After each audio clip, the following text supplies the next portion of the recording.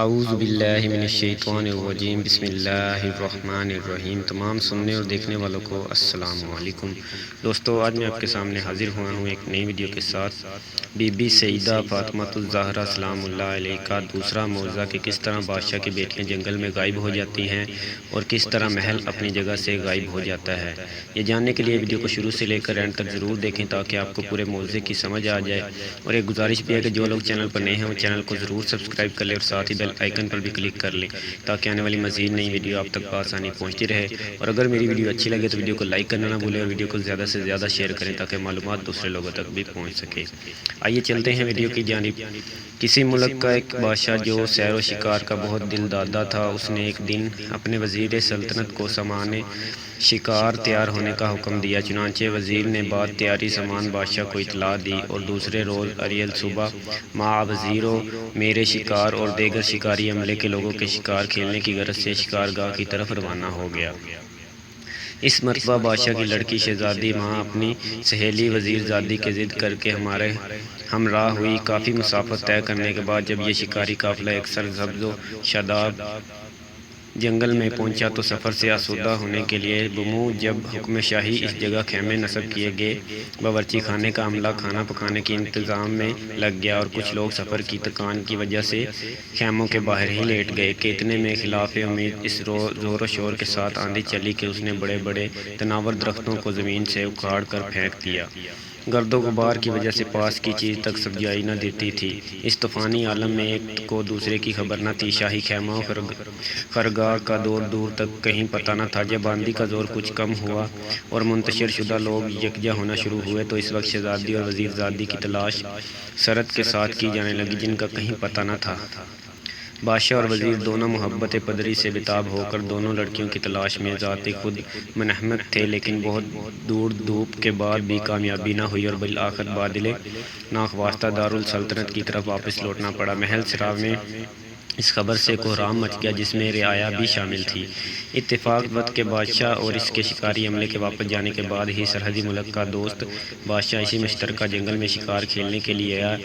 شکار کے دوران اس بادشاہ پر پیاس غالب آئی، چنانچہ اس نے اپنے وزیر کو پانی لانے کا حکم دیا، مگر پانی کا ذخیرہ جو قافلے کے ہمراہ تھا ختم ہو چکا تھا۔ چنانچہ وزیر پانی کی جستجو میں چل کھڑا ہوا اور ایک پہاڑ کی چوٹی پر آبادی کا پتہ لگانے کے واسطے جا پہنچا کہ وہاں اس کو دو حسین و جمیل لڑکیاں نظر آئیں۔ یہ لڑکیاں وہی گمشدہ شہزادی اور وزیر زادی تھیں اور اپنے والدین اور قافلہ والوں سے جدا ہو گئی تھیں۔ چنانچہ یہ لڑکیاں جب اپنے والدین سے جدا ہو کر پہاڑ پر پہنچی تو بہت زیادہ پریشان ہوئی۔ ظاہر ہے کہ اس وقت ان کی کیا حالت ہوئی ہوگی۔ دونوں لڑکیاں اس الم انگیز اور بظاہر دائمی جدائی سے اس قدر روئیں کہ بے ہوش ہو گئی۔ عالم غشی میں دیکھا کہ ایک بی بی نقاب پوش تشریف لائی اور نہایت شفقت سے فرماتی ہیں کہ اے لڑکیوں، تم ہراساں مت ہو، نیت کر لو کہ جب ہم اپنے والدین سے مل جائیں گی تو اس وقت ہم جناب سیدہ سلام اللہ علیہ کی کہانی سنیں گے۔ لہٰذا ان دونوں لڑکیوں نے حسب ہدایت معظمہ منت مانی۔ جب غش سے ہوش آیا تو اپنے اپنے واقعہ غشی کو ایک دوسرے سے بیان کر کے منت کی تصدیق کی اور پھر خدا کے رحم و کرم کی منتظر ہوئی کہ وزیر مذکور پانی کی تلاش میں یہاں تک آ پہنچا۔ جب اس نے ان دونوں بے یار و مددگار لڑکیوں کو اس طرح پہاڑ کی چوٹی پر دیکھا تو بہت حیران ہوا۔ اس نے پوچھا کہ اے لڑکیوں، تم کہاں کی رہنے والی ہو؟ ذرا اپنے حسب و نسب سے آگاہ کرو اور یہ بتاؤ کہ تم اس سنسان جگہ اور اتنی اونچی پہاڑ کی چوٹی پر کیسے پہنچی؟ وزیر کے دریافت کرنے پر دونوں لڑکیوں نے آبدیدہ ہوتے ہوئے اپنا سارا واقعہ بیان کرنے کے بعد اپنے حسب و نسب اور مراتب سے بھی اس کو آگاہ کر دیا۔ وزیر ان لڑکیوں کے حالات سے آگاہ ہونے کے بعد فوراً اپنے بادشاہ کے پاس گیا اور اس سے سارا واقعہ بالتفصیل بیان کیا۔ بادشاہ اس واقعے کو سن کر بہت متاثر ہوا اور وزیر کو حکم دیا کہ اگر وہ لڑکیاں اپنی خوشی سے آنا چاہتی ہوں تو ان کو جا کر فوراً لے آؤ۔ بادشاہ کے حکم کی تعمیل میں اس مرتبہ وزیر مذکور مع چند آدمی اور سواری کے ان لڑکیوں کے پاس پہنچا، ہمراہیوں کو پہاڑ کے دامن میں چھوڑ کر خود پہاڑ کی چوٹی پر پہنچا اور دریافت کیا کہ اے لڑکیوں، تم ہمارے ساتھ چلو گی؟ لڑکیاں راضی ہو گئی۔ وزیر نے دونوں کو پہاڑ کے نیچے اتارا اور سواری پر سوار کر کے باعزت اپنے بادشاہ کے پاس لے گیا، جو ان سب کو لے کر اپنے دارالسلطنت میں لے آیا۔ مخجران شاہی کے ذریعے پہلے بادشاہ کو اطلاع مل گئی کہ اس کی گمشدہ دختر مع وزیر زادی کے اس کے پڑوسی بادشاہ کے ہاں موجود ہے۔ اس نے اپنے وزیر اعظم کو مع تحائف کے اس بادشاہ کے پاس روانہ کیا اور خط کے ذریعے یہ خواہش ظاہر کی کہ ہماری لڑکیاں جو تم کو ملی ہیں ان کو ہمارے پاس بھیج دو۔ جب یہ خط اس بادشاہ کو اس بادشاہ کو، تو اس نے جواباً تحریر کیا کہ آپ کی بچیاں یہاں بخیریت ہیں اور میرے پاس آپ کی امانت ہیں، البتہ میری خواہش ہے کہ آپ شہزادی کی شادی میرے لڑکے اور وزیر زادی کی شادی میرے وزیر اعظم کے لڑکے سے کر کے مجھے شکریہ کا موقع دیتے ہوئے اپنی محبت میں اضافہ کریں گے۔ چنانچہ بادشاہ نے یہ بات کچھ غور و فکر کے بعد منظور کر لی، لہٰذا دونوں لڑکیاں باعزت و احترام اپنے والدین کے پاس واپس کر دی گئی۔ اب حسب و وعدہ تاریخ مقرر ہوئی اور طرفین میں سامان شادی ہونے لگا۔ آخر کار وہ وقت بھی آ پہنچا جب دونوں لڑکیوں کی شادی مذہبی رسوم کے مطابق کر دی گئی۔ دلہنیں رخصت ہو کر سسرال چلی۔